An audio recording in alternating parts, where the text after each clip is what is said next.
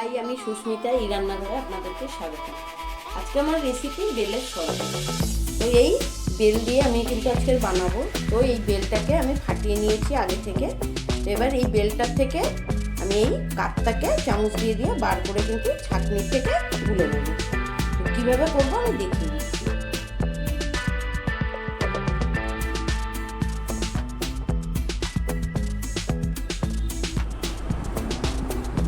আপনারা দেখতে পাচ্ছেন বেলের কিন্তু শাঁসগুলো আমি সব বার করে নিয়েছি।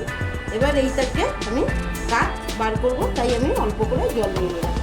এই জলটা দিয়ে আমি আগে বেলটাকে নরম করে নেব ভালো করে। এর মধ্যে বীজগুলো আছে, এই বীজগুলোও কিন্তু অটোমেটিক বেরিয়ে যাবে ছাঁকনির মধ্যে।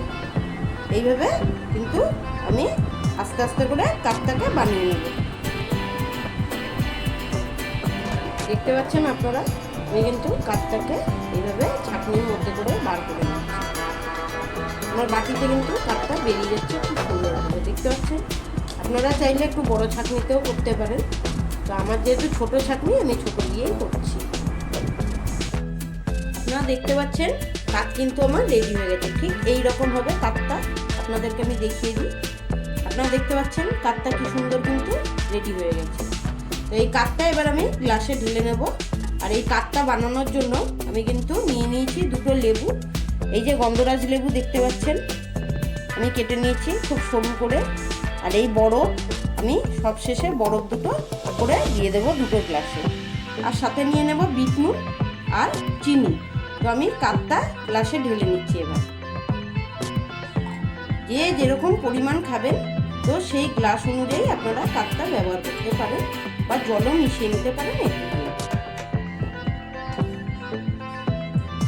আপনারা দেখতে পাচ্ছেন গ্লাসে আমি ঢেলে নিয়েছি। এবার এতে আমি একটু বিট নুন দিয়ে দেবো আমার স্বাদ অনুসারে।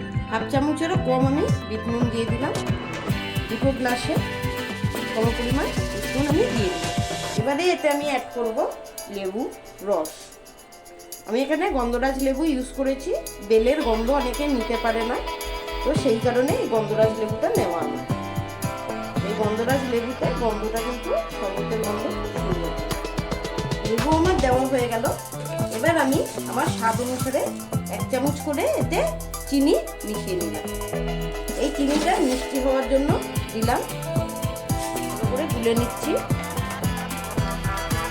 আমার রেডি। এবার এতে আমি 2 টুকরো করে আইস মিশিয়ে নেব। আপনারা দেখতে পাচ্ছেন 2 টুকরো করে আমি এখানে আইসটা দিয়ে দিলাম ঠান্ডার জন্য। আপনাদের বাড়িতে আইস থাকলে আপনারাও এরকমভাবে গরমে দিয়ে নিতে পারেন।